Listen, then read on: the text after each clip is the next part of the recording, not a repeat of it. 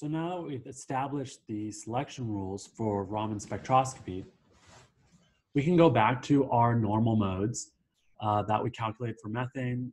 Again, these were A1 plus E plus 2T2. And we can ask the question, which of these modes is going to be Raman active? And we know from what we did in the last video that all of them are Raman active.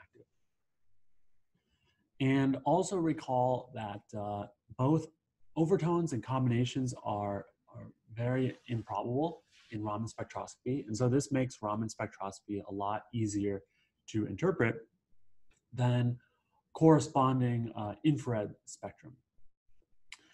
And so here finally we get to look at some experimental data.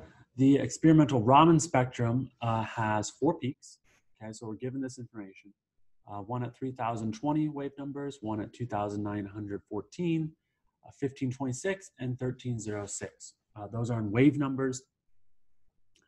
Remember that the units of wave numbers are energy units, and so this is different than wavelength. So if we double the wave number unit, that is doubling the energy. It's nice and proportional to wavelength, nice and proportional to energy.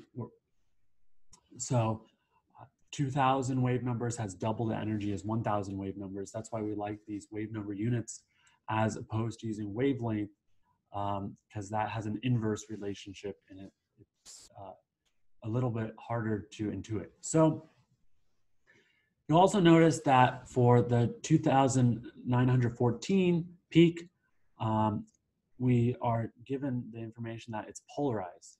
And so that means, in other words, that its depolarization ratio is 0.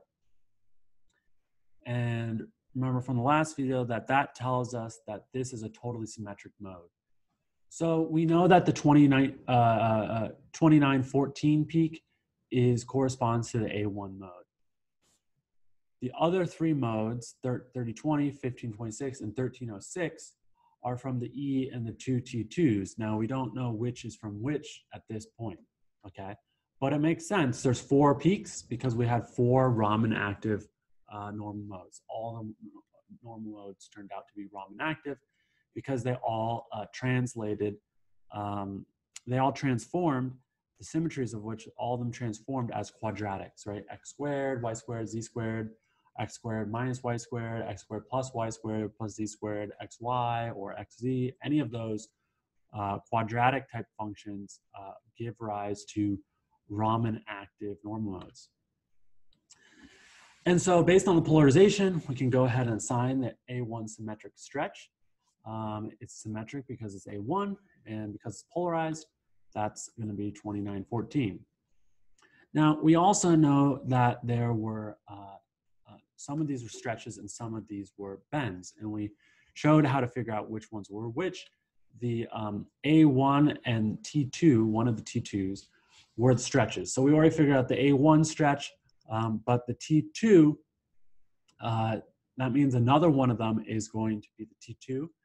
And so how are we going to sign this? Well,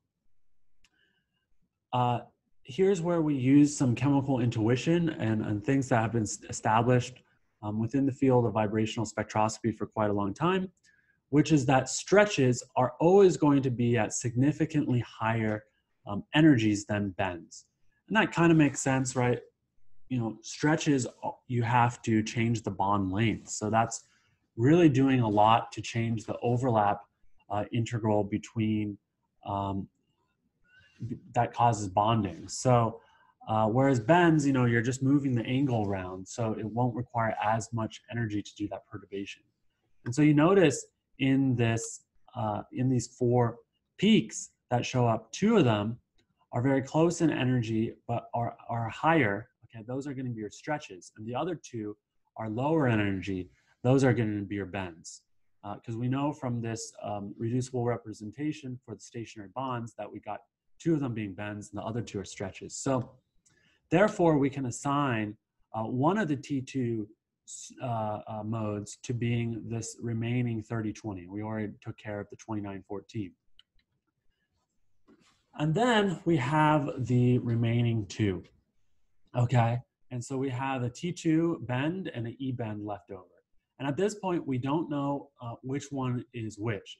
You know, E could be 1526 or E could be 1306, and same thing with the T2 bend.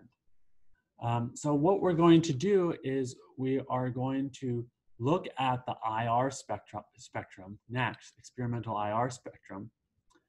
And from all of this data using the IR spectrum and using the Raman spectrum, we're going to be able to completely interpret all of the different vibrational modes and the peaks that we see in these two spectra.